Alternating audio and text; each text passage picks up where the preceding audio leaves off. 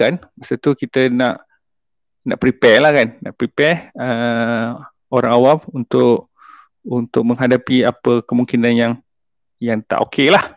So masa tu kita agak aktif, semua NGO, semua agensi akan bercakap tentang kesihatan mental. Tapi kebelakangan ni dia dah jadi kurang sikit sebab semua orang tengah bertungkus lumus untuk uruskan benda-benda yang lebih nyata lah nampak. Cumanya walaupun kesihatan mental ni tidak nampak nyata di mata, tapi ia tetap penting lah. So saya kena invite Dr. Rozan Nizam semula, tadi dia terkeluar rasanya.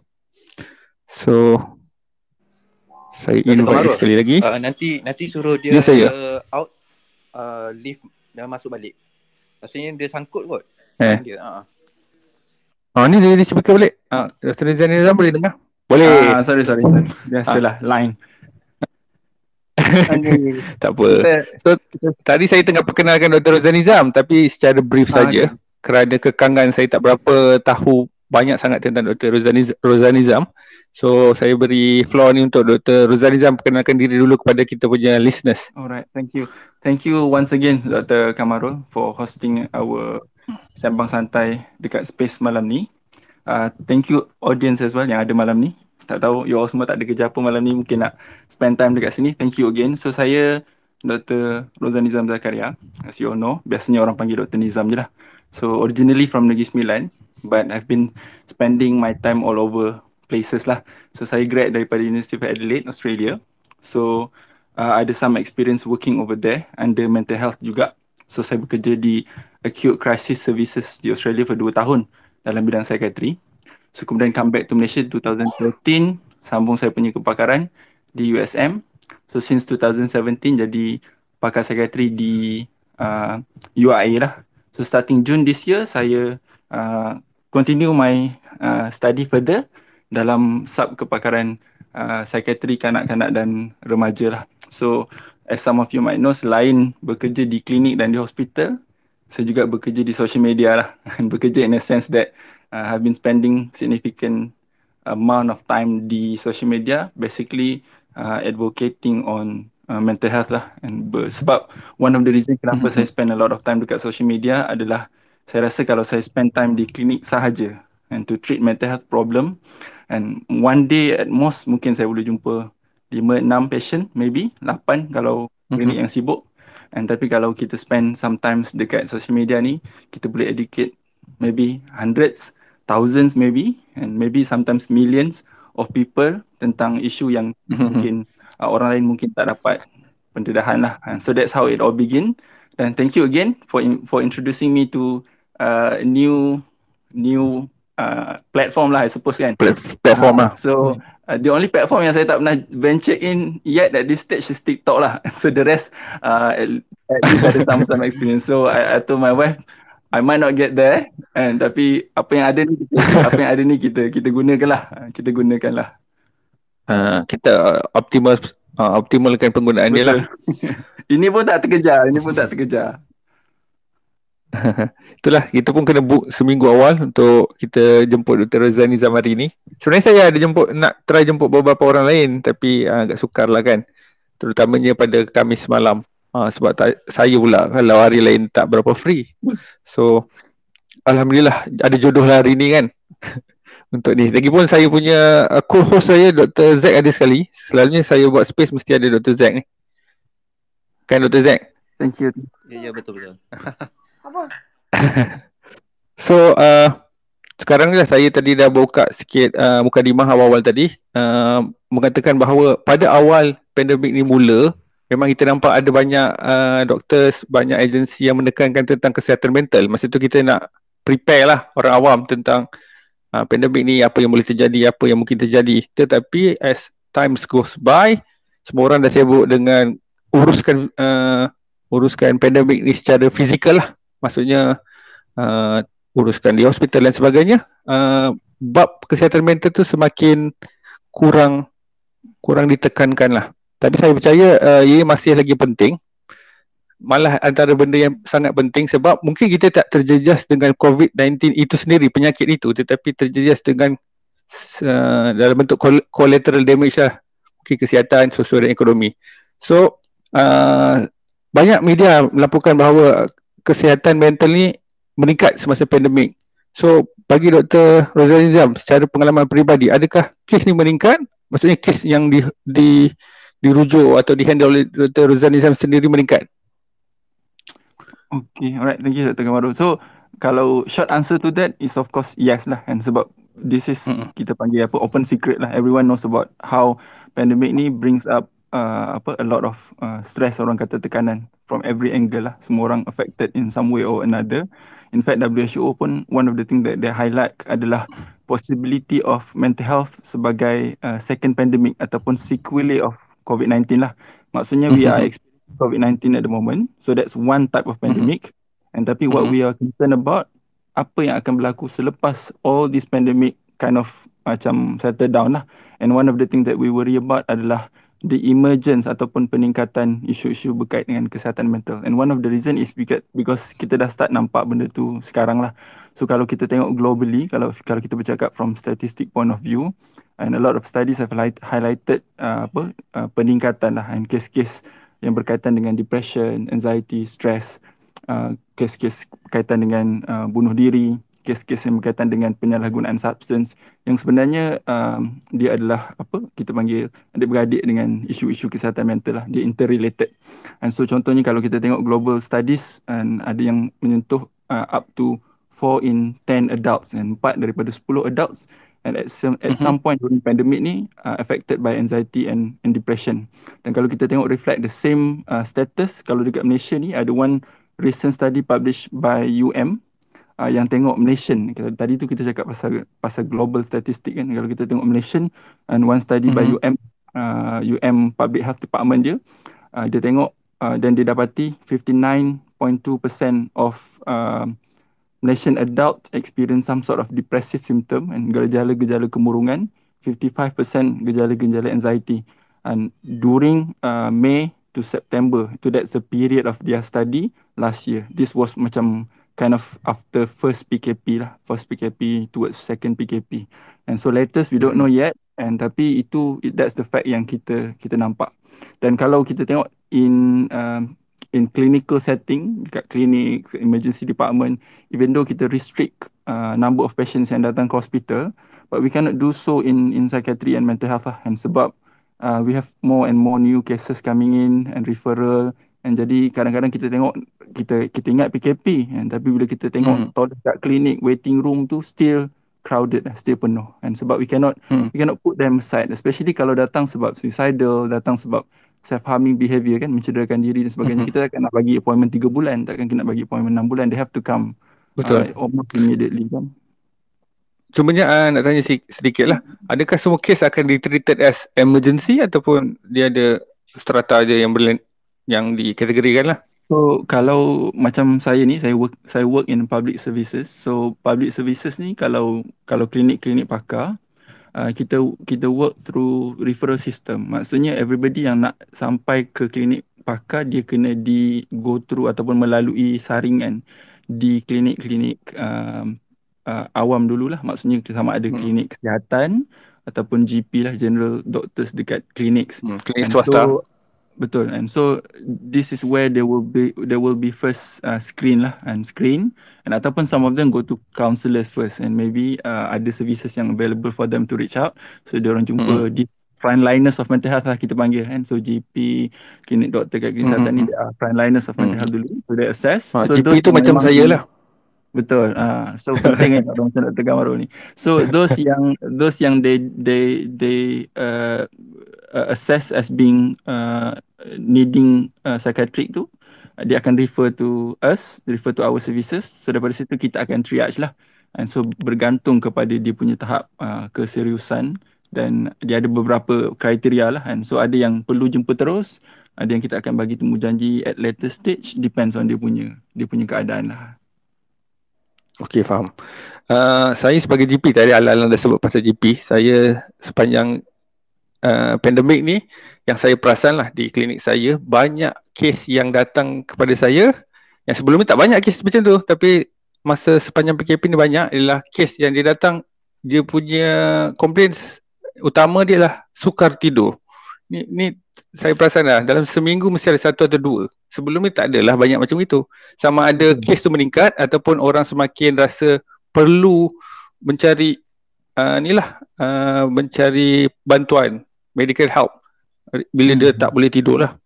So alang-alang tu kita tanya terus soalan, apakah kesihatan mental yang banyak, maksudnya jenis-jenis kesihatan mental yang boleh berlaku sepanjang pandemik ni. Kita tahu kesihatan mental tu besar, tapi apakah yang prominent lah dalam keadaan pandemik ni? Contohnya anxiety ke apa ke? Betul. So secara umum, broadly speaking lah, bila kita bercakap tentang kesihatan mental ni, dia ada tiga main department lah kan. Kalau bahasa mudah, dia ada tiga main areas. Number one, gangguan dari segi pemikiran, gangguan dari segi kita, apa yang kita fikirkan, apa yang ada dalam kepala kita lah basically. Yang kedua, gangguan dari segi emosi, kita punya perasaan, feelings kita. Yang ketiga, gangguan dari segi kita punya tingkah laku. So ini tiga main areas. So gangguan fikiran tu boleh datang dalam bentuk orang tu dia ada overly worried and risau, excessive worry. Dan semua benda risau, daripada sekecil-kecil perkara sampai ke besar-besar perkara. Ini yang membawa kepada anxiety later on. And so kerisauan ni can be trivial things and day-to-day punya issues, pasal penyakit. And kalau orang yang ada obsessive thinking, orang yang ada OCD symptoms later on, and dia mungkin obses pasal takut kena penyakit dan sebagainya. So ni thoughts, gangguan yang pertama. Gangguan yang kedua of course emosi lah. And so sama ada dia murung and rasa putus asa, rasa diri tak berguna, rasa tak nak hidup, rasa tak boleh nak teruskan hidup. So this kita group together dalam kategori kita panggil gangguan emosi lah, yang most of them turn up kebanyakannya dalam kategori depression. Dan tadi anxiety, kemudian depression. Yang ketiga, gangguan dalam bentuk tingkah laku. So tingkah laku ni dia variety, and mungkin dia jadi mudah marah and end up jadi bergaduh suami isteri, ataupun dia mudah tertekan, jadi dia end up ambil lebih banyak substance daripada sebelumnya, ataupun sebelum tu tak pernah ambil substance dan start ambil substance. And so bila dia ambil substance, then later dia develop another behavioural issues and jadi bergaduh, jadi tak boleh nak buat kerja dan sebagainya. Or it can also be related to kerja lah kan, maksud tak boleh nak fokus, kerja tak jadi. And ataupun behavioral problem tu can be relationship issues lah kan. Jadi isu rumah tangga dan sebagainya, yang sebenarnya dia punya benih dia tu ataupun seeds of the problem tu sebenarnya daripada isu stress, isu tekanan.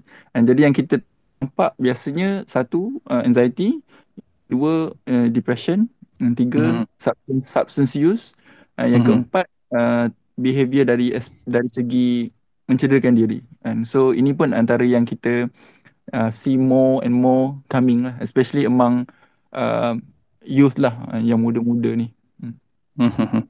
Cuma nak tambah tadi, substance kepada yang tak tahu, substance tu lebih kepada dadah lah, atau penyalahgunaan dadah lah. So dia sebenarnya satu problem leads to another. Ada juga dia lebih daripada satu masalah tu lah, betul? Betul. Dia mungkin ada masalah emosi, dia ada masalah tingkah laku, beberapa benda dalam satu masa. Boleh kan begitu? Betul. So jadi kita dah tahu 4 benda yang biasa berlaku tu. 3 ke 4 tadi? Saya pun tak dengar pula. 4. So, 4. Substance, self-harm. Okay. So saya hari ni nak tanya soalan yang paling sorry. Ya, Ali. Okay, doktor. Jika kalau contohnya kalau ada dia dapat 4 sekali kan, apa yang akan berlaku pada dia? Apa akan berlaku tu maksudnya dari segi dia punya gejala ke, atau apa yang doktor akan buat pada dia? Satu daripada gejala, dan then apa yang doktor buat. Macam tu. Kalau 4 sekali, kalau dia ada apa, anxiety, dia ada depression, dia ada apa lagi yang substance semua tu kan. Okay. So dia bergantung kepada cara mana dia sampai kepada kita lah kan. So ada setengah-setengah tu dia datang baru, benda-benda tu baru nak berputik lah kan. Contohnya macam tadi Dr. Kamaru cakap, dia baru start tak boleh nak tidur, dia baru start rasa hilang semangat sikit-sikit. And jadi bila kita assess, and mungkin dia ada kemurungan, anxiety, tapi mungkin dalam kategori yang ringan. And jadi kita akan rawat, kalau dalam istilah perubatan ni outpatient based lah. Maksud kita akan rawat di klinik. Maksudnya kita akan bagi temujanji susulan, dan setelah kita buat penilaian, bagi diagnosis, kita bagi rawatan yang sepatutnya dia terima, dan dia akan continue on follow up lah, dan sampai dia betul-betul sembuh. Dan sebahagian tu akan ambil masa sampai berbulan, dan ada yang mungkin bertahun. Dan tapi ada juga yang datang, the first presentation dia tu memang dah teruk dah. Dan contoh macam tadi saya sebut, antara yang common berlaku dia dalam keadaan dah ada percubaan untuk cederakan diri, bunuh diri dan sebagainya kan. So kalau yang macam ni kita tak boleh nak take it lightly lah. Jadi kita kena rawat dengan lebih agresif lah. And so mungkin perlu masuk ward dan perlu dapatkan ubat immediately dan sebagainya. So dia bergantung kepada dia punya tahap. And kesihatan mental ni dia bukan black and white, and dia datang dalam bentuk spektrum. Maksudnya ada orang ringan, ada orang sederhana, ada orang teruk. And kalau orang depression pun, and kalau ada 10 orang depres pun, tak 10 tu dia sama. And ada orang dia depres ringan je, tapi ada orang yang depres sampai berhalusinasi, dengar suara, and then dah start buat benda-benda yang membahayakan diri dia, orang lain. So dua-dua ada depression, tapi dia punya tahap berbeza, rawatan pun berbeza. Jelas Ali? Oh, jelas. Ada satu lagi soalan, Dr. Kamarul. Nak tanya ni. Doktor, nak tanya, okey. Kita selalu dengar tu, kadang-kadang orang cakap, alah, kamu ni masalah kamu ni taklah besar mana. Setakat kucing mati je pun dah meroyan semua tu. Okay. Nak tanya doktor, adakah jiwa seseorang tu, fikiran seseorang tu sama macam orang lain? Dan macam mana kita nak atasi orang yang jenis yang tak ada rasa empati, tak ada rasa simpati? Macam mana kita nak guide diorang, nak educate diorang ni supaya bertimbang rasa sikit? Itulah soalan saya, memang saya dah plan soalan tu. Tapi Ali dah tanya, saya refresh balik soalan tu. Okey, soalan dia ialah lebih kurang macam gini lah. Okey, pertama, jika kita rasa diri kita ada simptom-simptom yang kita khawatiri ada masalah kesihatan mental, apakah yang kita perlu lakukan? Maksudnya ke mana kita nak reach? Itu satu. Kedua, kalau kita syaki orang yang kita kenali ada tanda-tanda masalah mental, pun sama juga, apa yang kita sebagai kawan atau kenalan yang boleh lakukan? Itu soalan dia, lebih kurang macam itulah. Okay, alright. Betul. Soalan Ali tadi lebih kepada macam mana Ali? Lebih kepada macam mana nak didik orang yang suka pandang remeh lah orang yang ada masalah mental. Betul? Betul. Dia nak bandingkan masalah orang lain tu, walaupun orang lain tu ada juga kucing mati, tapi dia nak bandingkan jiwa orang lain. Okey. Okey, doktor. Baru-baru ni saya ada, ni pasal Brother Ali punya soalan tadi and baru-baru ni saya ada share satu tweet pasal gambar, ada satu gambar yang bagi saya very very interesting lah. Gambar 2 ekor anjing, dua-dua lalu dalam satu selut yang sama. And so saya kata it's not the issue of bukan berapa dalam selut tu yang penting, tapi berapa tinggi orang yang melalui selut tu. Boleh faham tak? Dia philosophical sikit kan? Tapi basically apa maksudnya adalah kadang-kadang masalah tu mungkin kecil pada kita, tapi dia bukan isu masalah tu kecil atau besar, tapi dia juga isu siapa yang menanggung masalah tu. Saya ambil satu contoh. Satu contoh. Ada seorang mamak ni, contoh Dr. Kamarul kan, satu hari dia drive pergi mana dia lupa nak bawa parking tiket kan. So dia pun main parking je. Sekali kena 150. Salah parking 150 kan. So pada Dr. Kamarul 150 ni tak ada apa lah, celah gigi je kan. Buat kerja satu hari pun boleh settle lah 150 kan. Tapi kalau orang tu dia kerja bawa Grab lah contoh kan, satu hari pun paling banyak dia boleh dapat mungkin 100, 150. And so 150 tu mungkin gaji sehari dia. And so macam itulah juga isu ujian dan dugaan dalam hidup kita ni lah.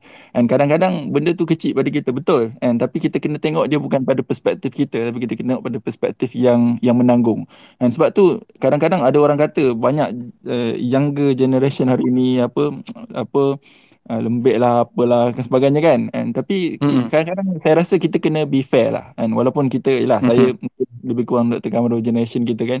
And mungkin isu-isu yang ada hari ni tak ada generasi masa kita sekolah dulu. Tapi kita kena be empathy yang orang yang melaluinya tu tak sama kan. Kalau kita jadi generasi hari ni mungkin kita pun tak tahu kita boleh tanggung ke tak boleh tanggung kan. So that's different story. So kalau soalan dia macam mana kita nak bagi orang faham, saya rasa benda ni dia isu Kejap Dr. Rozan Nizam. Saya ada kepilkan kat atas tu gambar yang Dr. Rozan Nizam sebut. Ada nampak tak? Nampak. Itu pada listeners gambar tu yang disebut oleh Dr. Rozan Nizam tadi, penat saya cari tadi. Okey, silakan Dr. Nizam disambung. Gigit Dr. Kamarul. Alright. Thank you. So macam mana kita nak bagi orang develop empathy ni? Saya rasa dia tak ada one quick solution lah. Kita kena keep on educating. Saya rasa kunci dia adalah kita keep on talking about it dan bercakap tentangnya dan bagi orang faham lah, educate. Jadi Dr. Kamarul tanya macam mana kita nak buat kalau kita tahu kita ada masalah mental health problem lah. Kita kita ada masalah mental. Betul. So pertama kita kena faham bukan semua mental health problem tu bermaksud kita ada mental illness. So dia ni dua benda yang berbeza. Satu, mental health problem ni dia general. It can happen to anybody. In fact kalau kita tengok statistically speaking, and almost 70-80% of kita ni semua mesti pernah experience sama ada momen-momen yang kita rasa anxious, momen-momen kita rasa depressed, hopeless. Semua orang akan lalui benda tu. But that does not mean, maksudnya tidak bermaksud kita ni ada major depression, ada generalized anxiety disorder, ada penyakit-penyakit mental yang kita perlu jumpa psikoterapis ke, perlu ambil ubat. Dia tak semestinya. Sebab mental health tu dia basically general term untuk menggambarkan kita ada isu sama ada dari segi fikiran kita, emosi ataupun kita punya tingkah laku. Tapi what we need to know adalah pertama, apa dia punya warning signs dia, apa dia punya red flag dia. And contohnya macam kalau penyakit-penyakit lain pun dia ada red flags ni kan. Contohnya macam kalau kita sakit dada, macam mana kita nak tahu and sakit dada ni memang kena immediately call ambulance ke ataupun ni mungkin kita nak terbelahok kan, orang kata apa, nak sendawa ke apa ke kan. So dia ada red flag dia kan. So sama juga dengan mental illness ni. So dia ada red flags dia. And so antara red flag dia adalah contohnya kalau kita datang fikiran kita tak nak hidup, datang fikiran kita nak mencederakan diri. So this is not normal mental health issues. Ni bukan benda-benda yang kita kata tak apalah nanti okey lah tu. These are kita kata apa, benda-benda yang kita kena take it seriously. Ataupun red flag yang kedua adalah bila gejala-gejala yang kita alami tu, stres ke, tak boleh tidur ke, semudah marah ke, dia stuck dengan kita for long period of time. And so kalau kita sebut contohnya kita rasa sedih. Sedih ni salah satu gejala kemurungan. Tapi tak bermaksud sedih, semua orang yang sedih tu ada kemurungan. Dan sebab sedih yang kita alami ni biasanya dia situation specific. Maknanya dia berlaku pada situasi tertentu dan dia berlaku sekejap-sekejap. And kalau kita tengok cerita kita sedih, janganlah kata kita ada kemurungan. And ataupun kita baca tweet orang yang hamba ke, yang menyakitkan hati ke, kita rasa frustrated ke, emotional ke, janganlah diagnose kita dengan mental illness. Because benda tu dia datang dan pergi. Tapi kalau gejala-gejala tu dia stuck dengan kita days after days, weeks after weeks, tak settle dan dia tak pergi-pergi, dan itu mungkin another red flag. Yang red flag yang ketiga adalah bila dia start ganggu kita punya hidup. Maknanya benda ni dia datang kan, macam saka lah, bukan saka ni, tapi maksudnya problem ni hinggap pada kita sampai dia ganggu kita punya kehidupan. Dari segi kita jadi tak boleh nak tidur, tak boleh nak buat kerja, tak boleh nak belajar, tak boleh nak fokus, tak nak keluar rumah, dah start hilang minat nak buat benda-benda yang sebelum ni kita minat. So, maksudnya benda tu bukan benda yang kita kena take it lightly. So, apa yang kita perlu buat, of course, benda yang penting adalah reach for help lah. And selalu saya sebut, banyak kali saya sebut kalau dekat Twitter pun, and get help, maknanya get professional help and assessment. And worst case scenario, nothing happen, you are okay, you don't need help. And so at least kita tahu. Tapi yang kita tak nak adalah, and kita memang ada serious problem, tapi kita keep it to ourselves to the point where akhirnya benda-benda yang kita tak nak jadi. And because kalau kita tengok statistically speaking pun, and 5 to 8 daripada orang yang ada masalah yang berkaitan dengan mental, maksudnya kalau 10 orang yang ada isu berkaitan dengan kesihatan mental, 5 ke 8 orang dia akan end up suffer alone. Maksudnya dia tak dapat proper help. And dia dia telan je masalah dia tu sendiri-sendiri dia. And so itu yang kita tak nak lah. And so itu yang kita kena buat. Yang ketiga, banyak soalan ni macam karangan ni.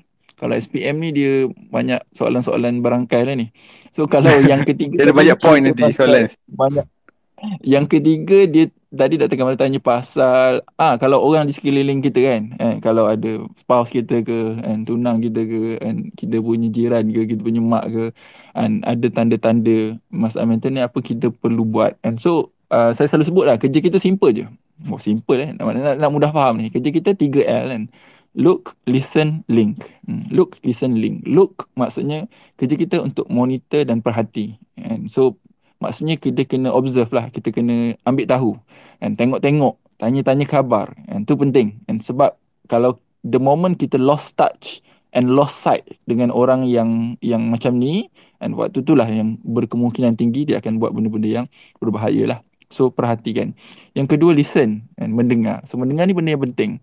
Bila kita mendengar dengan baik, and maksudnya kita ada member ke, kita ada pasangan ke yang ada masalah mental, mendengar tu sendiri dia powerful and dia boleh jadi terapi. And sebab kita bantu orang tu untuk reduce dia punya tekanan. And sebab mendengar ni macam satu bentuk outlet untuk orang lepaskan dia punya tekanan. Macam periuk nokza lah, dia kena ada lubang kan nak keluarkan dia punya tekanan tu.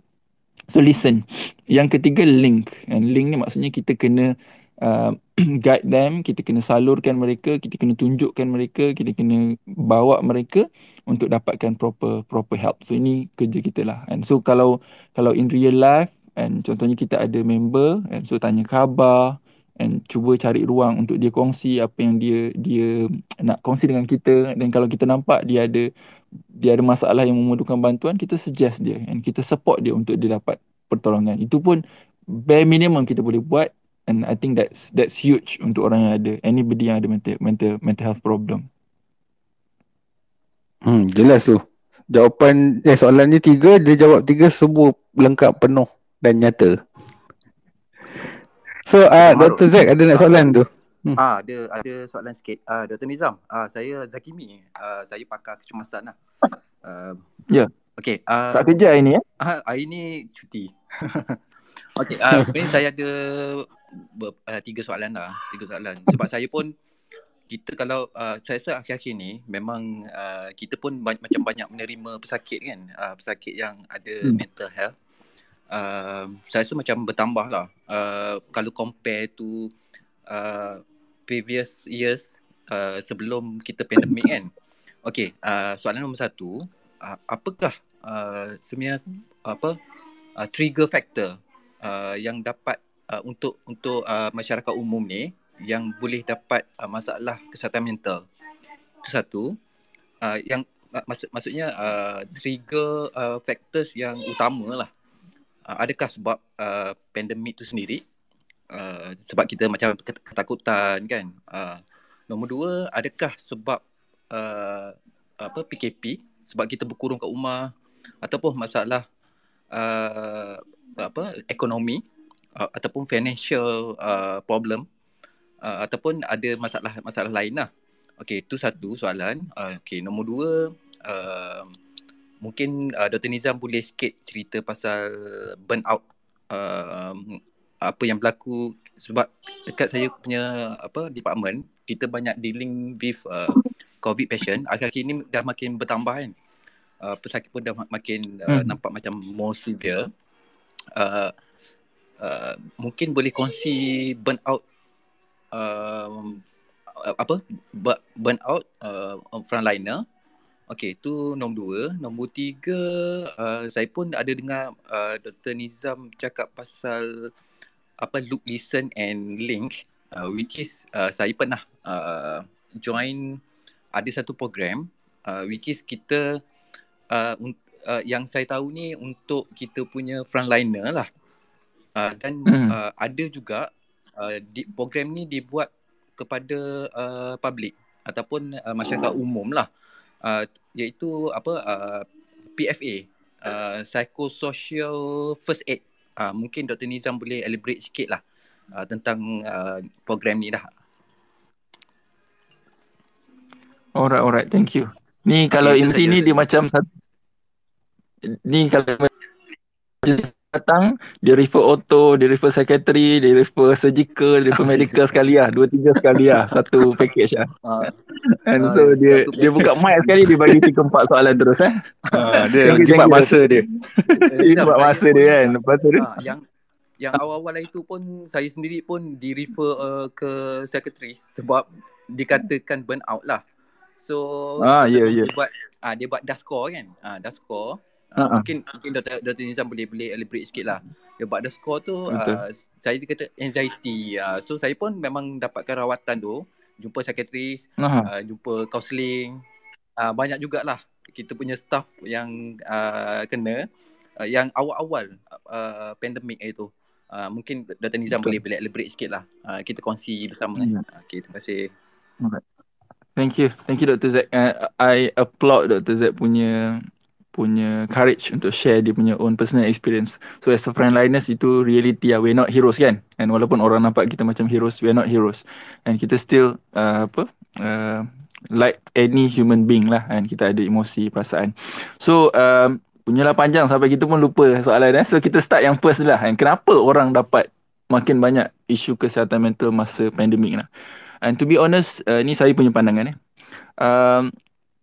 Kita stres dengan manusia ni stres. Dia bukan sebelum bukan masa COVID ni je. And even before COVID ni kita dengar cerita orang depression, suicidal, and orang suicide bukan masa tempoh PKP je. Even before that, kita pernah dengar banyak kes-kes yang related to suicide. And saya deal dengan psychiatry ni almost 10 years ni, tahun ke-10 saya. So it has been there even before all the COVID-19 ni. Cuma saya rasa COVID-19 ni dia macam satu simbolik and kepada banyak masalah yang datang dalam satu bentuk yang dijelmakan sebagai COVID-19. Apa maksudnya? Sorry kalau saya ni kadang-kadang dia philosophical, dia makin tua ni dia makin dia makin philosophical dia bercakap ya. So macam ni kalau kita fikir balik-balik dalam hidup kita ni kenapa kita stres? For any reason, kenapa kita stres? Kita tolak ke tepi COVID-19. Bagi saya ada 4 sebab kenapa kita stres. And pertama, kalau benda yang kita hadapi tu is a threat for us. And contohnya kalau doktor-doktor ni kalau belajar and nak fail, dia stres. Sebab apa? Sebab failure tu is a threat. Dia ancaman kepada kita. And maknanya kita lambat grad, maknanya lambat kahwin, maknanya lambat boleh jadi doktor, maknanya beasiswa kena tangguh dan sebagainya. So it's a threat. Yang dia ancaman kepada kita.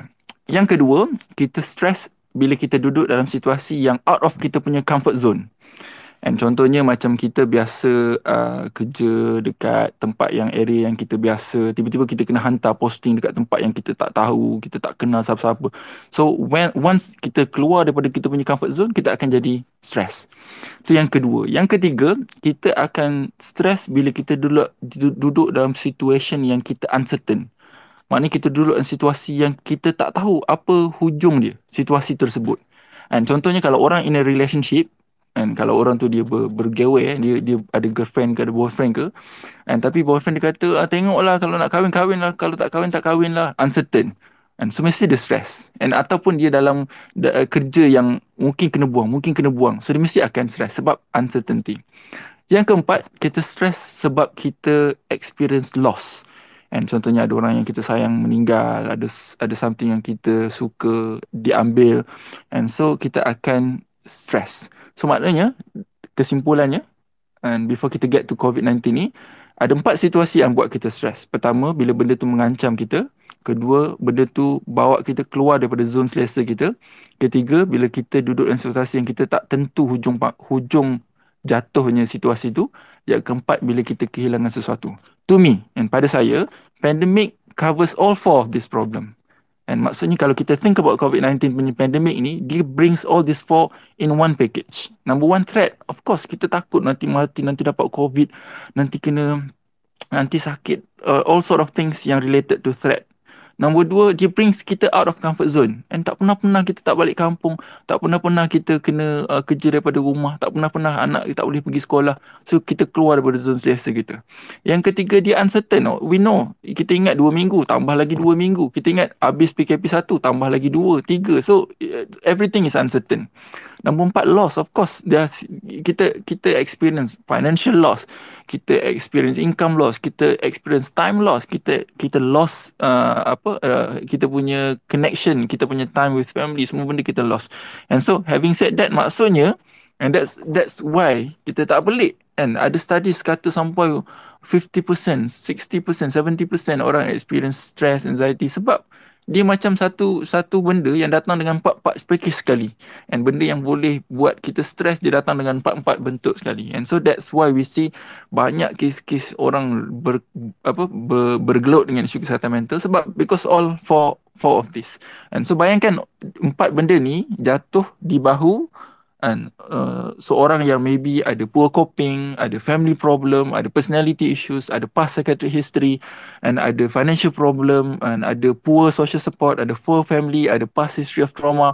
And so that's why kita tak pelik sometimes ada orang yang sampai dia rasa there's no way out other than I take my own life. And so sebab tu kita kena take seriously issue mental health dengan pandemik ni, sebab impact dia kepada orang tu can be that significant lah. Alright, so itu yang pertama, why people develop mental health problem. Yang kedua apa, Dr. Zack? Yang kedua apa Saya jawab yang ketiga. Yang kedua tu burnout. Silakan jawab yang ketiga dulu. Okay, saya dapat dah. So burnout and then PFA. Burnout and PFA. Okay. Betul. Dapat. Dia orang ada trait ADHD ni, dia short term memory. So yang kedua burnout okay. So burnout ni basically dia bukan medical condition, so tak ada diagnosis burnout, tapi burnout ni phenomenon, situasi. Saya selalu kalau bahasa mudah ni saya sebut bila kita stress macam mana pun kita, sometimes kita still boleh cope sebab kita ada resources, kita ada sumber yang kita boleh guna untuk fight that stress. Contohnya kalau analogi mudah lah, kalau stress tu dalam bentuk duit, kita boleh cope lagi sebab kita punya deposit ataupun kita punya simpanan. Tapi once kita dah reach to the bottom of kita punya barrel, maksudnya kita punya simpanan tu dah habis, that's where kita start burn out financially. So emotional pun macam tu juga. And so stress ke tekanan ke ni, dia akan tuntut, dia akan demand kita. And so kalau dia sikit-sikit, kita boleh cope lagi. And so kita boleh mungkin guna kaedah A, guna kaedah B, guna kaedah C, apa juga lah kaedah yang ada untuk kita cope. And tapi burnout ni bila kita dah habis resources untuk kita nak fight. And so selalu bahasa mudahnya saya sebut, and orang dah tolak kita sampai rapat ke dinding dah. Maknanya there's no way out dah. And ataupun kalau orang kampung saya kata seolah-olah macam habis gas dah. Maksudnya kita dah habis minyak dah nak bergerak ke depan lagi. So kita akan burn out. And so tu yang istilah burn out lah. And so bila burn out berlaku, and the next thing yang akan follow adalah mental illness lah. And so bila dah sampai burn out, and biasanya the next stage, kalau orang tak top up dia punya resources tadi tu, dia tak dapat top up sumber dia tadi tu, and dia akan end up dapat mental illness lah. Thank you Faris Nazrin ada kat situ baru masuk. Yang ketiga tadi PFA. So saya pagi tadi baru training for trainers and untuk counselors dan volunteers di UIA, and kalau ada students UIA kat sini, and sebab some university student experience significant health issues, so kita nak reach out for them. And so one of the things that we did adalah kita train volunteers and untuk be the frontliners of mental health. So that's where the term psychological first aid datang. So psychological first aid ni is where kita buat initial help kepada orang yang experience mental health problem. So it can happen anywhere. Contohnya orang tu dia burn out kat tempat kerja, burn out kat rumah, burn out kat sekolah, burn out dekat university. And so before they get to the stage where dia jumpa psikologis ke, psychiatrist ke, counsellors ke, and so orang yang sekeliling dia boleh buat something untuk dia kurangkan dia punya level of distress tu. And so antara prinsipal PFA ni macam yang saya sebut sebelum ni, look, listen and link tu lah. And cuma bila kita train orang untuk buat psychological first aid ni, and kita ajar dia lah macam mana nak jadi pendengar yang baik, macam mana nak respond, what are the things that we should say and should not say. And so to me, and kalau saya lah, and kita semua should learn this and belajar basic things sebab macam mana kita nak deal dengan orang yang tengah in distress. Sebab it can happen to anybody. Imagine kita punya wife ke kan, yang tiba-tiba anxious sangat and dapat panic attack, apa nak buat? And kalau ni kita boleh buat CPR, tapi ni bukan PE, bukan apa, jantung terhenti. Ini emotional distress, acute emotional distress. And so benda-benda macam ni it's good to learn. And so maybe at some stage kalau kita ada peluang, and kita boleh educate more and more about this topic lah.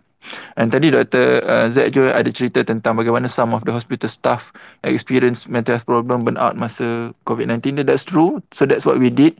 And kita set up psychological first aid ni untuk reach out dan staff-staff kita ni, and hopefully kita tak boleh tolong semua. Macam kalau saya ni nak suruh tolong jaga work COVID memang out lah kot, dan 10 tahun tinggal medical ni. And tapi kalau kita boleh tolong dari segi bantu mereka untuk ada orang dengar, and kita ajar dia orang cara-cara nak relax and cara remind them about breathing techniques and what not. So hopefully bolehlah sedikit sebanyak reducekan beban and reducekan dia punya tekanan tu. Okay, baik eh? Okay, alright. Okay, kejap lagi kita nak buka floor. Lagi 15 minit terakhir pada pukul 9.45. Sebab kita punya sesi ni 1 jam je. So 15 minit terakhir tu saya akan buka floor untuk bertanya. Tapi sementara itu, siapa nak tanya boleh request mic. Saya akan beri. Dan sementara nak tunggu korang semua request mic, saya nak tanya satu soalan lah kepada Dr. Reza Nizam. Dr. Nizam. Boleh. Okay. Soalan dia ialah, bagaimana kita, bukan bagaimana lah, ada tak cara untuk kita meningkatkan ketahanan mental kita? Macam tu. Kan semua orang takutlah nak kena kan, tapi kalau ada tak cara untuk elakkan kita kena? Okay. So kalau mana-mana cakap tentang mental health, mesti saya akan share tentang tips 5R lah kan. So kalau yang biasa dengar Tok saya mungkin dah jemur dah dengar 5R ni, tapi saya ulang juga sebab it's a very basic fundamental things yang kalau boleh saya nak semua orang implement dalam kehidupan dia. And sebab dia basic ingredient untuk seseorang tu bina resilient lah, ketahanan dia supaya dia boleh adapt dengan whatever stressful situation yang dia ada sampai supaya dia tak bawa kepada something yang lebih serius lah. So 5R ni dia basic saja. And so R yang pertama, regular routine. And so regular routine ni ada 2 regular routine yang penting kita perlu buat. And sebelum ni pun saya pernah share lah. And so pertama routine self care, kedua routine self love. Okay, so routine self care bermaksud kita kena jaga diri kita ni. Itu benda yang paling basic. And sebelum kita cakap tentang stres yang besar-besar, and kita kena jaga kita punya kesihatan diri kita dulu. And so antara benda basic yang kita kena jaga adalah pertama tidur kita, makan kita, rehat kita, exercise kita, elakkan benda-benda yang berbahaya, benda-benda yang tak baik untuk kita punya kesihatan mental. So ini kita kena jaga. And so don't talk about nak treat depression, nak treat anxiety and what not kalau basic ni kita tak settle. And so untuk kita prevent those things from happening, kita kena jaga benda ni lah. And routine ni kena jaga. And so basic things saya ulang balik semula kan. Makan kita, rehat kita, tidur kita, and kita punya kesihatan fizikal kita, riadah kita, tu benda basic. Sebab bila benda-benda ni kita abaikan, dia akan start weaken kita punya fort and weaken, melemahkan kita punya kubu lah. And sebab kita punya body ni, kita punya tempat letak kita punya jiwa. And so kalau body kita lemah, jiwa kita akan mudah terdedah kepada bahaya lah. Yang kedua, routine self-love. So kalau bahasa orang zaman sekarang, bukan zaman sekarang, kalau bahasa buku dia swacinta kan. And kita swafoto tu kita tahu kan, swacinta. Swacinta ni maksudnya kita kena, self-love ni maksudnya kita kena ada self-compassion. And self-compassion ni maksudnya kita kena jaga diri kita dari segi emosi kita. And jangan terlalu letak expectation terlalu tinggi untuk diri kita. Jangan being too critical pada diri kita. And sometimes kita kena applaud diri kita. Kita kena berpada dengan kita punya beban. And so kita kena memaafkan, and kita kena belajar untuk reda, menerima. So ini rutin basic yang kita kena selalu buat. And supaya, and sebab apa? Kalau once kita tinggal benda ni, and kita tak, basically kalau kita tinggal benda ni, we're not loving ourselves. And so kalau kita tak cintai diri kita, and memang macam mana kita nak, macam anak-anak kecil lah, kalau kita tak sayang dia, mesti dia start buat perangai, dia start ngamuk, dia start acting out. Okay, so itu rutin yang R yang pertama, regular routine. R yang kedua, relaxation. And ini benda penting. And so rutinkan dalam kehidupan kita ni ada momen-momen yang kita buat untuk kita relax. And be it deep breathing ke, kita nak exercise ke, kita nak mengaji ke, kita nak berzikir ke, kita nak melukis ke, kita nak berkebun ke, whatever that is, benda ni jangan sesekali tinggal. And don't leave up your hobbies, don't leave up your special interest in life. Number 3, reconnect socially and bermaksud, and jangan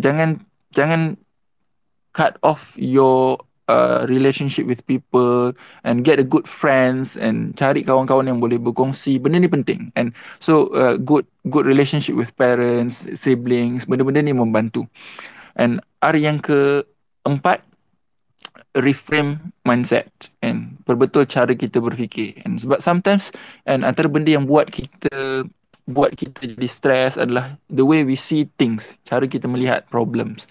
And so kita terlalu worried ataupun terlalu tak berfikir, kita selalu pandang negatif, and so benda-benda ni akan attract a lot of, kita panggil apa, emotions yang akan later on develop jadi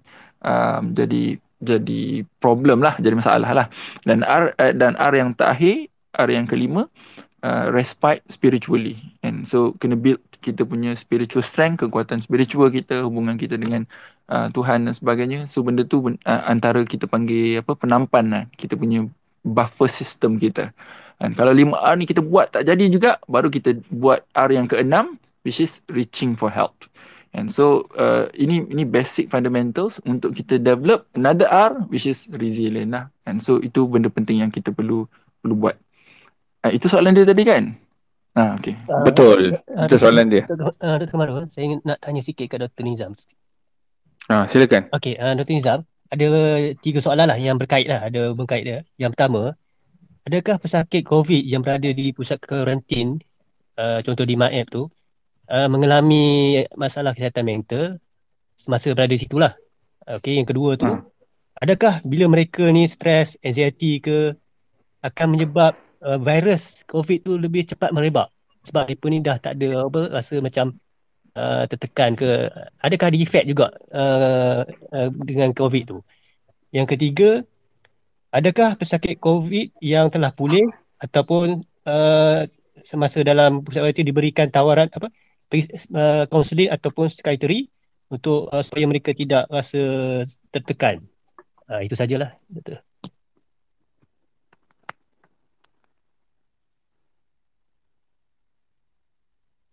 Okay. Hello. Boleh. Okay, thank you Brother Ali for the very good question. Soalan sangat bagus. So yang pertama, ada ke tak? Jawapan ni memang dah tentu ada lah. And cumanya saya tak boleh nak come out dengan exact number berapa peratus dan sebagainya. Tapi bila kita di hospital, antara benda yang servis yang kita offer daripada psikiatri adalah reach out program yang kita panggil psychological first aid ataupun mental health psychological support untuk pesakit-pesakit COVID-19 ni. So sama ada kita bagi kita punya numbers for them to hubungi, and ataupun doktor yang merawat mereka di ward COVID tu detect siapa yang perlu, dia refer pada kita, and ataupun pernah dulu at some stage kita call semua orang. Dan masa pesakit COVID tak ramai, zaman-zaman pesakit COVID 100 lah kita buat macam tu. Memang kita reach out. Every hospital tu dia ada team dia yang akan call single patient. Dan saya ingat lagi, ada satu keluarga tu 11 orang kena, 11-11 tu kita telefon. Dan sebab kita nak find out every single one of them. Tapi kita tak boleh nak reach out everybody. Tapi memang ada orang yang terkesan lah. Tapi surprisingly sebenarnya, masa diorang acutely dapat COVID tu, tak ramai yang develop anxiety, depression, tak ramai. Tapi banyak yang dapat mental health problem lepas dia dapat COVID. And antara sebabnya is stigma lah at that stage. Orang takut nak datang rumah lah, orang tak nak kawan lah, orang jadi takut nak jumpa dan sebagainya. Some of them develop mental health problem. Yang kedua, adakah bila dia orang dapat mental health problem, virus tu akan cepat merebak ke dan sebagainya? There's no direct study yang looking into this. Tapi secara umumnya yang kita tahu, bila kita ada mental health problem, bila kita stress terutamanya, dia akan buat kita punya immune system rendah. Dan salah satu sebabnya, kita akan keluarkan satu hormon nama dia cortisol. So hormon cortisol ni bila dia increase, dan kita punya immune system akan weaken, akan lemah kan.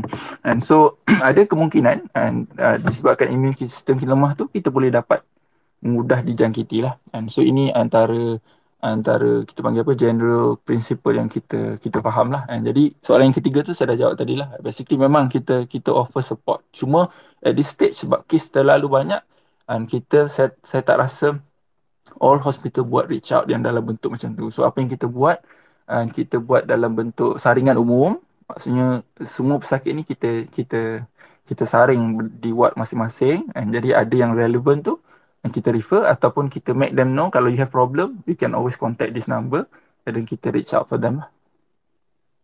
Okay, terima kasih. Thank you. Okey, terima kasih Dr. Nizam. Okey, ada soalan lagi tak? Kan kita ada 10 minit lagi untuk bertanya kepada Dr. Nizam. Lepas ni kalau terlepas peluang ni, tak adalah peluang dekat saya punya space. Mungkin ada dekat ruang space Dr. Nizam pula lah. Siapa yang belum follow Dr. Nizam boleh follow Dr. Rozan Nizam Zakaria. Kat sana, kat Twitter ni pun dia sangat aktif. Hari-hari ada je lah, sama ada dia share thread yang panjang ataupun tweet yang pendek lah. Tapi bagi saya setiap hari adalah perkara yang baru kita belajar. So ada nak soal tak? Tak ada. Pada tadi semua ada Kamarul, Ali, Zakimi dengan Rozan Nizam je yang bercakap. Yang lain mana? Ni Lausha Mandarin je. Saya invite dia. Saya paksa dia soal. Boleh tak? Siapa? Lausha. Dr. Hairul Hafiz ada? Suruh dia soal sikit. Boleh Orang lain pun boleh bagi pandangan, bukan saya je. Kita kongsi-kongsi je. Okay, baik. Sambil-sambil jaga anak ni sebenarnya. Okay, tak apa. Soalan dia mungkin something yang mungkin kita ada alami ataupun mungkin ada yang tak alami tapi kita tak tahulah benda ni. Jadi nak tanya doktor, bila dia boleh bagi dia boleh bagi emoji pula doktor, saya punya soalan ialah mungkin tak satu penyakit tu akan affect kita punya mental health?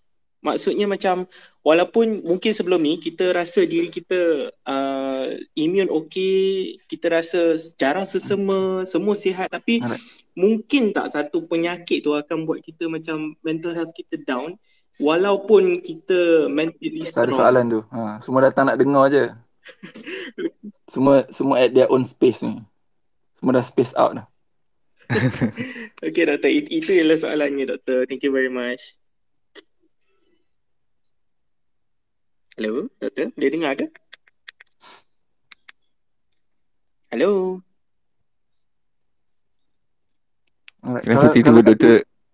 Kalau tak ada soalan Dr. Kamarul, saya just nak remind ataupun nak share sikit tentang pathway how to get up lah. Tadi kita sebenarnya ada soalan ni daripada Lausha Mandarin je, tapi mungkin Dr. Rozan Nizam tak dengar soalan tadi. Oh ya, tak dengar. Serius tak dengar. Tak dengar. Alamak. Boleh Kamarul tolong repeat dah. Alamak. Saya pun tak panjang soalan dia. Saya tak tahu kenapa. Suara tak ada voice. Dr. Rozan Nizam dengar Mandarin je. Bercakap tak? Cuba Lausha. Dr. Rozan Nizam boleh dengar ke? Sekarang dengar. Alhamdulillah. Okey doktor. Actually soalan dia senang je. Sebab dia something yang mungkin kita semua ada yang alami, tapi ada yang kita mungkin takkan alami, cuma kita nak satu orang panggil, kalau bahasa Cina kita panggil singli jumpai lah, macam satu preparation lah untuk diri kita. So, jadi nak tanya doktor, kalau contoh ada seseorang ni dia mental health dia selama ni memang okey, immune system dia pun agak strong, boleh jadi tak bila dia kena certain penyakit ni, walaupun mental health dia bagus, tapi disebabkan dia kena penyakit tu, dia boleh buatkan orang tu rasa down sangat-sangat, mental health dia akan like tiba-tiba menjunam sampaikan akan affect health dia. Kalau ada situasi macam tu doktor, apa doktor yang akan doktor advice ya? Terima kasih doktor, itu soalannya. Okay, alright. So sebenarnya from psychiatrist punya perspektif lah, sometimes you don't need a reason to develop mental health problem. Itu saya punya principle. Walaupun kita sedia maklum, kita selalu sebut, and one of the common reason orang dapat mental health problem sebab stres, sebab tekanan keluarga, sebab masalah rumah tangga, sebab isu kena bully, isu kewangan dan sebagainya. But in my in my personal experience as a psychiatrist for the last 10 years ni, I've seen many cases where people develop mental health problem even with the slightest things. Maksudnya even dengan benda yang pada kita bukan huge enough untuk kita sebut dia sebagai stressor. Ada banyak sebab, and salah satu sebab yang paling lazim adalah sebab genetic predisposition. And maksudnya dia memang ada risiko internally. Secara biologinya memang ada kita panggil apa? Risk factor lah kan, faktor penyumbang untuk dia develop mental illness. And sebab stress semua ni, dia just one of the ingredient je. And bukan semestinya semua orang yang stress akan dapat mental illness, bukan semua orang yang mental illness ada stress. They just one of the, kita panggil trigger lah. And tapi there are people yang tak ada apa-apa acute things happen in their life, tak ada trauma, tak ada orang meninggal, tak ada apa, tapi dia nak dapat, dia dapat. And so answer to your question, yes. And ada orang yang dia, even though before that very healthy, tak ada any problem, they still can get. So kalau you tanya what advice kita nak bagi pada dia orang, like any other illness, you have to get help, you have to get treatment. And sebab tu antara benda yang kita selalu emphasize adalah kita nak fight stigma ataupun salah faham orang bahawa orang yang dapat mental illness ni sebab dia weak, and sebab dia ada dia tak kuat spiritually, dia ada family problem dan sebagainya. Jadi orang takut di label sedemikian. Sedangkan it can happen to anyone. You don't wait for reason untuk dapat cancer. You don't have to have reason untuk dapat any other illness lah. And maksudnya if you get lah. What you need to do, next thing you know, you are in doctor's room untuk dapat treatment, dapat kerawatan. So in mental health problem lah. And so kita view that as penyakit like any other penyakit. Tadi saya ada sebut pasal pathway to get treatment and so saya banyak sebut tentang get help.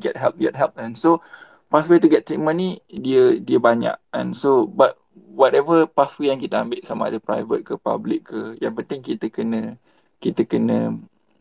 get proper help yang available. And so jangan takut jumpa doktor. Kalau kita jumpa doktor Kamaru ke, jumpa Dr. Z kat emergency ke, speak up with your problems. And jangan hide your problem. And you may come for some other reason, and tapi if you do have problem, you speak up. And I have patients contohnya, and ada sakit telinga, and almost 6 bulan in and out klinik. Doktor check tak ada apa, sampailah towards the end baru dia mengaku. And sebenarnya, and one of the reason dia dapat all this sakit telinga adalah dia stress, dia kena bully. And so it's a way untuk body dia bagi tahu yang dia sebenarnya stress. And tapi dia takut untuk come out, untuk dia bagi tahu sebab dia budak lagi. And then bila kita find out dia kena bully, terus refer pada kami. And so we saw him, kita treat, kita rawat like any other illness. At that stage dia dapat depression. So bila depression dia hilang, sakit telinga dia pun hilang. And so sometimes that's what happen lah. And especially kalau datang klinik kan, ulang-alik klinik Dr. Kamaru, kejap sakit tu, kejap sakit ni, kejap sakit tu, check habis segala benda. Memang ada macam tu. Check segala benda kan. Semua Dr. Kamaru kata jantung cantik, paru-paru cantik, darah cantik, tapi still kata ada benda yang tak kena. And sometimes it may be benda yang relate to mental health issues lah. Doktor Rizal. Yeah. Okay, nak tanya tadi berkenaan dengan yang ada yang budak tu yang sakit telinga tu, dia sebetulnya ada sakit mental kan? Ada stres lah kan? So ada depression. Okay.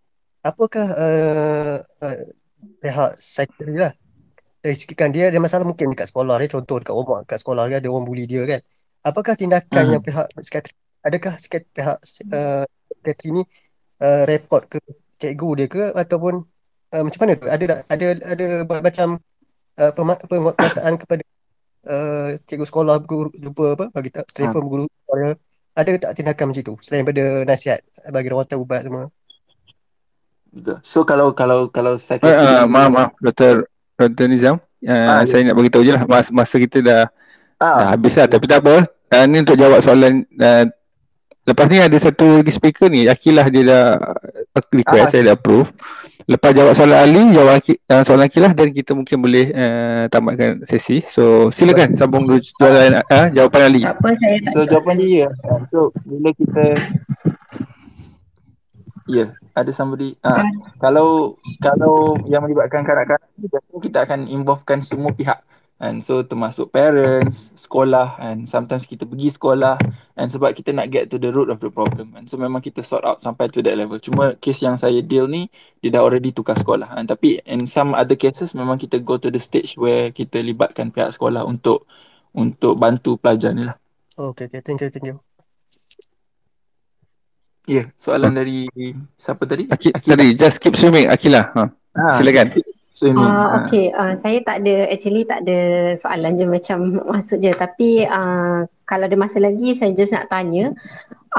Macam memang kita perlukan, kita perlu tahu untuk get help lah. Tapi macam mana kita nak persuade someone that we think really need the help, but they are themselves don't want to get the help.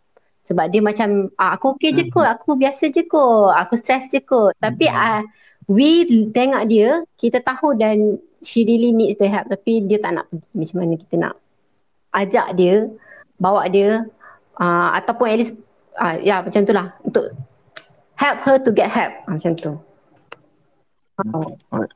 So betul, this is a common situation lah, and banyak situation orang yang tu yang saya sebut tadi, 5 ke 8 orang daripada 10 yang ada masalah mental ni end up tak dapat kan bantuan. And so this is one of the example where situation ni berlaku in real life lah. So apa kita nak buat And so pertamanya kita kena faham kita punya limitation lah. And so we are dealing with human, kita sedang berurusan dengan manusia, and so bukan robot. Dan kalau robot ni kita hantar, kita kelek dia, kita kelek ni, kita pegang dia, masuk dalam bag, kita bawa pergi repair shop lah. So of course we cannot do the same. And kalau anak mungkin kita boleh pikul, tapi kalau benda maksudnya kawan dan sebagainya, we don't have that power to do so. And so apa kita boleh buat is keep on doing, and 3L yang basic tadi tu, look, listen and link. And so continue perhatikan, jangan cut off, jangan dismiss dia, jangan abaikan dia. And because sometimes it's matter of time, and kadang-kadang orang dia tak bersedia, belum lagi masanya. And there will be time bila dia bersedia, and kalau kita ada by there and on dia punya side, and hopefully kita jadi part of dia punya strength untuk dia get help. Sebab you have to kita kena faham it's not easy and walaupun kita kata there shouldn't be any stigma, tapi the reality is not that. And kalau kita nak get help ni perlu a lot of strength juga. And so sebab tu kadang-kadang apa yang kita perlukan adalah just be there, support them and whatever decision that they make. And tapi dalam masa sama kita perhatikanlah, make sure dia tak buat benda-benda yang bahaya dan sebagainya. So and always support them, and jangan cut tie with them, and keep it open, and cakap kat dia, I understand that you don't want to get help, but if you do, kalau nak bantuan, perlukan bantuan, I'm here to support you whenever, just tell me. And so itu pun dah good enough, because sometimes it's just matter of time. Mungkin bukan hari ni, esok lusa. Keep on doakan, and mudah-mudahan terbuka hati untuk dapat bantuan. Kecuali dalam satu situasi where orang ni buat sesuatu yang berisiko, and contohnya memang actual self harm, mencederakan diri, and ataupun dia mencederakan orang lain. And so this is where and kita tak boleh take it easy, and maybe kita kena go to the step where kita bawa dia forcefully lah, and panggil ambulans ke, panggil pihak-pihak berkuasa ke, panggil keluarga dia ke. And contohlah kita ada roommate, and kalau roommate kita tak boleh tidur, selalu overthinking, and so kalau dia tak nak, maybe there's nothing much we can do other than be there, support, listen, doa. Tapi kalau kita punya member tu overdose for example, janganlah kita sit and just tak apalah, nanti bila kau nak, nanti kau bagi tahu, bila kau nak get help nanti bagi tahu. So we shouldn't do that lah. Kita kena get immediate attention lah dalam situasi macam tu lah. Okay, baik, terima kasih. Okay, terima kasih. Terima kasih Dr. Nizam. Boleh tak saya nak macam lagi satu je soalan? Sorry. Last terakhir. Maaf sangat sebab saya rasa topik ni sangat-sangat interesting. Listener kita pun banyak. Jadi mungkin saya rasa soalan ni agak-agak penting untuk doktor jelaskan. Berapa di sana? 200? 250. Tadi maksimum 274 maksimum tadi.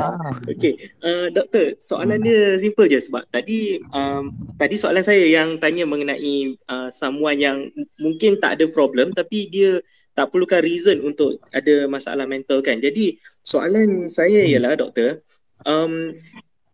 boleh tak doktor explainkan kepada kita proses tu, sebab maafkan saya doktor, cuma saya rasa lah di Malaysia proses nanti saya ceritakan. Sebab saya, maafkan saya doktor, saya percayalah ramai sangat rakyat Malaysia yang kita takut sebenarnya nak pergi jumpa doktor psikiatri, doktor mental health. Jadi salah satu saya rasa penyebabnya ialah doktor, kita tak faham macam mana proses tu. Macam contoh, kalau kata seorang budak-budak ni dia takut nak jumpa dentist sebab dia tak tahu apa yang jadi. Tapi kita dewasa, kita pergi, kita tahu ni kalau sakit cabut, tak sakit ambil ubat balik. So doktor mungkin boleh explain proses tu sedikit kat macam mana, macam first instance kita jumpa doktor psikiatri, apa akan jadi, dan macam mana the whole process tu supaya kita lebih clear lah dan tak rasa kekok bila kita ada masalah mental, kita tak tahu nak cari siapa macam tu. Thank you very much doktor. Thank you. Very relevant question. Boleh ke Dr. Kamarul? Saya boleh. Boleh boleh, silakan. Dia nak balik awal. dia tuan rumah. Saya benarkan sebab langsung yang tanya. Saya tetamu, kita kena tanya tuan rumah dulu. Okay, thank you Mandarin je. Jawapan panjang dia sebenarnya kalau nak faham betul-betul the whole process tu ada dalam my YouTube channel, ada dalam satu video yang saya buat specifically menjawab persoalan ini and proses doktor psikiatri mendiagnosis seseorang ada penyakit mental. Cumanya saya sebut secara ringkas. Saya cuba try. Yang pertama, jangan takut jumpa doktor psikiatri sebab so far setakat saya kenal lah, doktor psikiatri ni semua handsome, cantik-cantik dan baik-baik belaka lah. Self proclaim lah.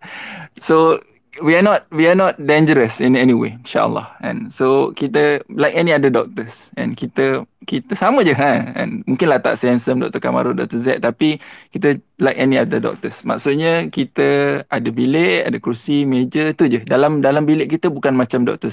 Strange ke, ataupun ada ayam dara hitam, ada limau, ada asap, tak ada. Dr. Psikiatri bukan macam tu. Yang kedua, majority of assessment in psychiatry ni comes with talking, dengan bercakap kan. So saya pun tak tahu bila last saya sentuh pesakit sebab kita tak buat physical examination as such, especially COVID ni kan.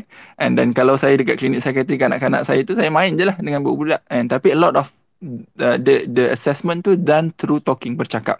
Sebab daripada bercakap tu kita tahu apa problem yang ada. So bila dirujuk kepada psikiatri, so biasanya dia akan ada sebab dia. And so itu yang first kita akan explore. Apa dia punya presenting complaint, apa dia punya masalah dia.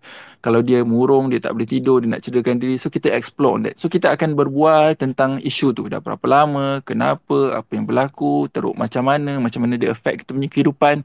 So daripada situ, doktor akan start explore apa simptom-simptom yang ada. And sebab this is how kita diagnose seseorang dengan penyakit mental, dia berdasarkan set of symptoms, kelompok-kelompok gejala yang ada. So anxiety ada kelompok gejala dia, depression ada kelompok gejala dia, skizofrenia ada kelompok gejala dia. So daripada situ kita nak cuba faham apa diagnosis dia. Yang kedua, kita bukan sekadar nak label the diagnosis, tapi kita nak understand kenapa orang ni dapat this diagnosis. And so daripada situ kita akan explore dia punya personal history pula. And so doktor akan tanya, and kadang-kadang kita pelik, tapi ini yang kita akan tanya. Daripada mak dia, lahirkan dia, beranak macam mana, masa kecil macam mana, masa sekolah macam mana, dengan mak dengan ayah macam mana, dengan adik-beradik macam mana. And so jangan pelik kalau doktor psikiatri tanya soalan-soalan macam tu. So sebab kita tanya soalan macam tu adalah kita nak understand personality orang yang ada depan kita ni, untuk kita faham apa dia punya strength, apa dia punya weakness, because that's where and kita nak explore potential treatment yang kita boleh offer to them. And so daripada situ kita akan assess, and if there's any need untuk further assessment. And so further assessment contohnya, and mungkin ada setengah kes perlu investigation, ambil darah, setengah-setengah kes perlu scan dan sebagainya. Dia bergantung kepada apa dapatan doktor at that stage. And so bila dah complete assessment tu, baru doktor akan reveal apa diagnosis dia, apa treatment dia. So treatment datang dalam 3 bentuk, sama ada dalam bentuk ubat, terapi, psikoterapi ataupun dalam bantuan social or spiritual lah. Dan selalunya most of the time kita akan integrate all these four dalam kita punya treatment. Maksudnya ada setengah orang ubat pun kena ambil, terapi pun kena datang, follow up pun kena datang, bantuan sosial pun kena diberi. So all comes in one whole package lah. And so itu yang kita offer untuk orang dapatkan rawatan. So don't worry, don't takut. Ada setengah-setengah orang dia takut sebab sebab kita somebody yang kita tak kenal, kita nak cerita tentang masalah suami, masalah isteri, tapi take it as in the context of treatment. And sama juga macam orang perempuan kan, kita tak buka kain kita depan orang. Memang kita malu. Tapi bila kita buat rawatan dengan doktor sakit puan ke contohnya, we have to do that because that's a process of the treatment. And so sama juga, and kita tak bercerita tentang masa lepas kita, trauma kita, apa kita, kejadian-kejadian yang buruk dalam kehidupan kita dekat random people. Tapi dalam terapi ataupun dalam doktor punya assessment, as part of the rawatan and treatment kita kena cerita lah. And so that's what it is. So dan don't takut. Saya tak rasa sebenarnya ramai orang takut. And kalau macam saya lah, my personal experience, and saya punya new case kalau nak book kalau child and bulan 10 and baru ada kosong. Maksudnya up until 6 months dah full. And maksudnya memang ramai orang yang nak seek help. And cuma some must still takut-takut. Tak apa. Kita spread the information, spread the awareness. Hopefully ramai orang akan speak up lah. So dalam ni pun banyak yang ada experience, and ada Faris contohnya, and antara yang advocate tentang isu-isu kesihatan mental ni. So kita punya kita panggil pillars lah, and yang sokong kita punya usaha untuk tingkatkan kesedaran. Sebab kadang-kadang bila doktor cakap dia orang tak percaya, bila the people with real experience yang share, and they'll have more trust lah. And so kita boleh tunjukkan bukti bahawa ada orang boleh sihat, ada orang boleh dibantu. No problem, insyaAllah. Thank you very much, Doktor. Terima kasih, Dr. Nizam. Okey, dengan itu, walaupun sebenarnya sejujurnya saya ada lagi 4 request untuk jadi speaker, tetapi demi menghormati masa, kita terpaksa tangguhkan sesi kita hari ini, ketahanan mental mendepani pandemik, bersama Dr. Rozan Nizam, pakar psikiatri, ke masa-masa akan datang. Okey, so terima kasih kepada Dr. Rozan Nizam kerana sudi menjadi jemputan saya pada hari ini. Mungkin di masa depan Dr. Rozan Nizam akan buat dia punya sesi spaces sendiri. Sebab dia dah tahu dah, dia dah tahu bagi emoji bagai dah tadi. Tak tahu ni main tekan. Saya tahu kalau saya buat, saya seorang-seorang aja. Tak adalah, mesti ada punya. Kalau tak pun panggil saya jadi co-host untuk membantu meramaikan majlis. Anyway, thank you so much Dr. Kamarul for the experience, for the opportunity. Terima kasih semua yang join malam ni, and I don't know all of you, but thank you so much for the opportunity. Okay, so kepada yang tak sempat bertanya ataupun ada persoalan yang hari ini segan nak tanya ataupun tak terformulasi soalan tu, mungkin di minggu hadapan saya akan buat satu lagi sesi, tetapi dengan Dr. Rostam juga pakar psikiatri, tajuk lebih kurang. Mungkin masa tu boleh ni lah, siap-siap nota semua nak tanya apa kan. Tadi awal-awal kita buka untuk bertanya, tak ada orang nak tanya, tapi di hujung-hujung tu baru warm up kan, lambat sikit. Tapi sebab masa dah tak mengizinkan, kita kena berhenti jugalah dahulu. So terima kasih kepada semua. Jumpa lagi di spaces saya, Dr. Kamarul, ataupun Dr. Rozan Nizam di masa akan datang. Boleh follow lah Dr. Kamarul atau Dr. Rozan Nizam. Saya akan open spaces untuk Meet with My. Saya akan jadi host secara berkala, host tetap lah, basically spaces Meet with My. So boleh follow Dr. Kamarul Arifin bin Sadan. Selamat malam, terima kasih. Terima kasih. Assalamualaikum. Waalaikumsalam warahmatullahi. Terima kasih. Assalamualaikum warahmatullahi.